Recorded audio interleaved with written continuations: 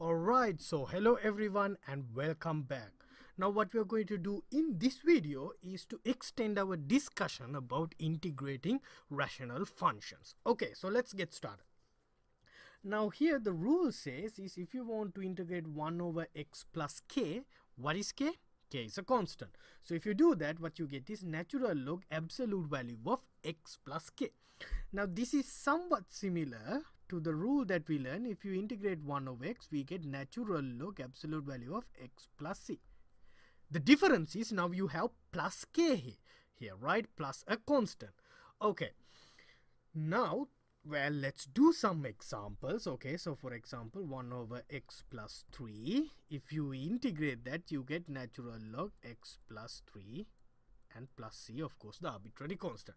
Now that's not the most important part in this video. So let's learn how can we integrate functions, rational functions that are similar to this function. Okay, so let's make changes to that function. How about if we have x minus 2 here? How can we integrate if you have x minus 2? Well, minus 2 is also a constant, right? K can be minus 2, so this can become x minus k, but it doesn't change the rule. Okay, so what we get is ln x minus 2. Okay, now how about if we have to integrate 5 over x plus 3? Now this is what challenging about integration. I mean, this problem is not challenging. It's about you know a rule and you are given a problem that is not exactly the function in the rule. Okay, so there have been changes to the function in the rule, so you have to think which rule that I have to use and what are the necessary changes that you have to do in your problem in order to use the rule that you would think that is the appropriate one. Okay, so here when you look at this integral, well, it's look like I have to use rule 5 here, but the problem is that we have a constant here, because in my rule, in rule 5, we have 1 here. So what can we do? What are the changes that I can do to my problem? Because I'm pretty confident that it's going to be rule 5. But when I have to change this function so that I can use rule 5, I have to make sure that I don't do anything mathematically wrong. Okay, so what can I do here?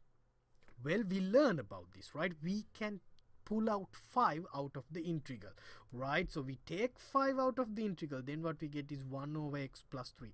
Now we can use rule 5 comfortably, right? So what we get is 5 times, if you integrate 1 over x plus 3, it's natural log absolute value of x plus 3 plus arbitrary constant c. Okay, alright, so now let's change the rule a little bit more, complicated one little bit. Now what we have is we also have a constant in front of x. Okay, now let me do an example. I will explain this to you in an example. 2 over 3x plus 1. Okay, now there are two constants that we have to be careful of. One constant is the constant that I highlight by blue, and the other one is the one that I highlight by green. I'm sorry.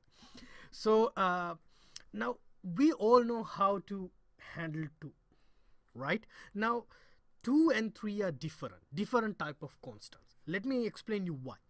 Now 2 is the constant that multiply the whole fraction. What do I mean? I can rewrite this integral as, okay, I can rewrite this as 2 times 1 over 3x plus 1. Do you agree? Let me have a parenthesis also. Do you agree? Yes, right? Okay, so that 2 is the constant that multiply the total function, the whole function. So what can we do? We can take that 2 out of the integral, right? That is what we have learned before. So you have no problem with dealing that constant, right? Okay, now how about 3 here? Can we take out that 3?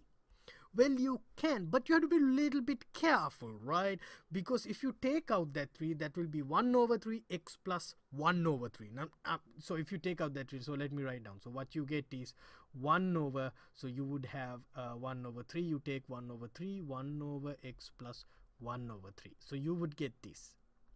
Okay, but Yes, that's correct. You can do it in that way also. But look at the role of that 3. That 3, I'm gonna claim that that 3, that constant here, is the constant that multiplies something inside the function.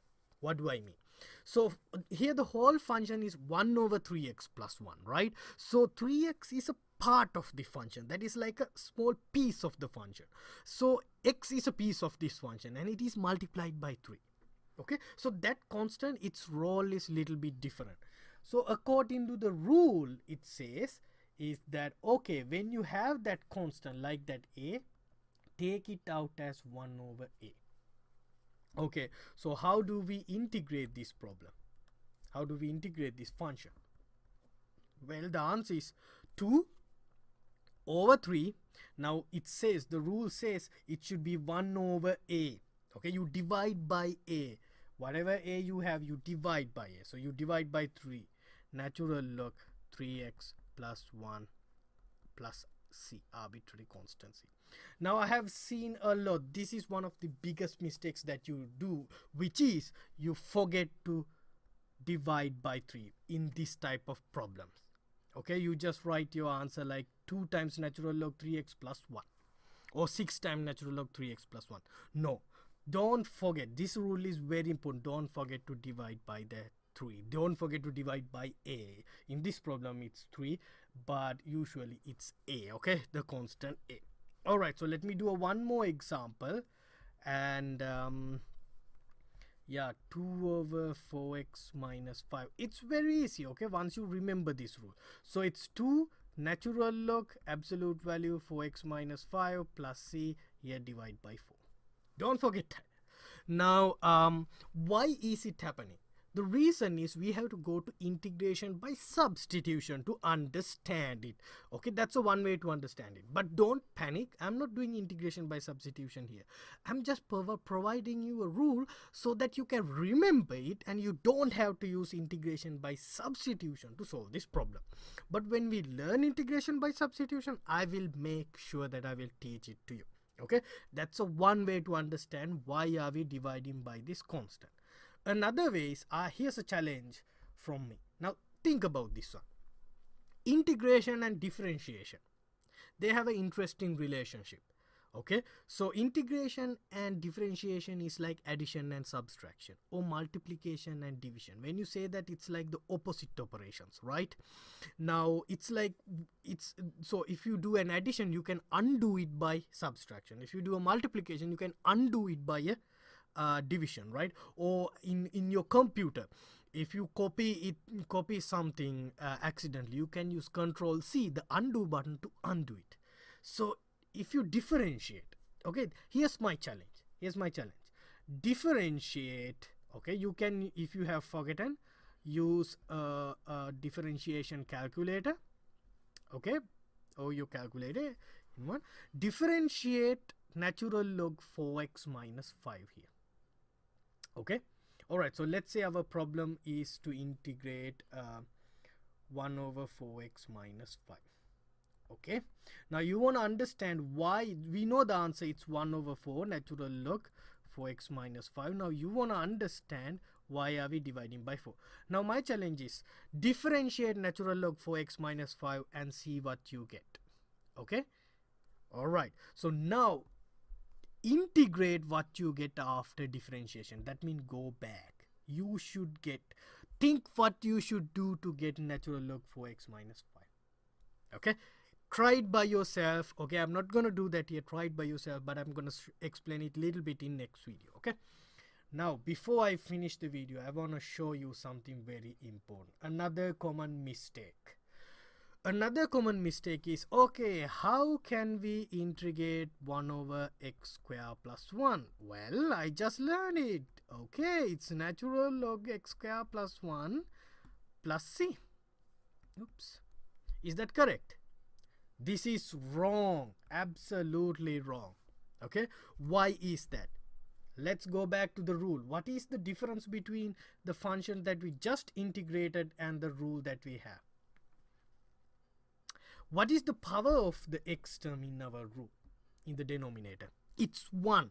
So in the denominator in our rules, we have a linear term. That is what we see. Linear expression means the power of the x is, maximum power of the x is 1. Okay, so if you have x squares, x cubes, x to the power 3, anything other than 1, anything other than 1 as a power, you cannot use this natural log rule. Okay, don't do that mistake.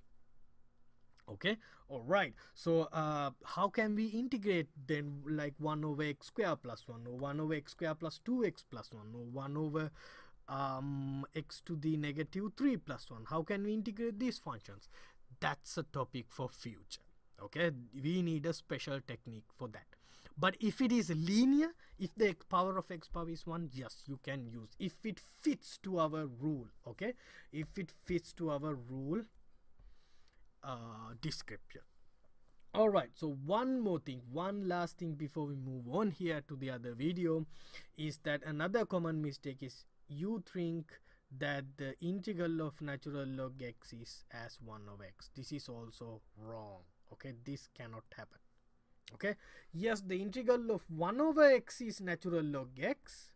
Okay, but that does not mean that integral of natural log x is 1 over x. Nope. Okay, so remember that. That's another mistake that you do. Okay, then how can we integrate natural log x? Again, we need a special technique to do that. Okay, and we will learn it in future. So that's it. That's what I have for this video. Please click on this link that appears in this video to go to my next video. So if you go there, I will catch you in this next video. Bye bye.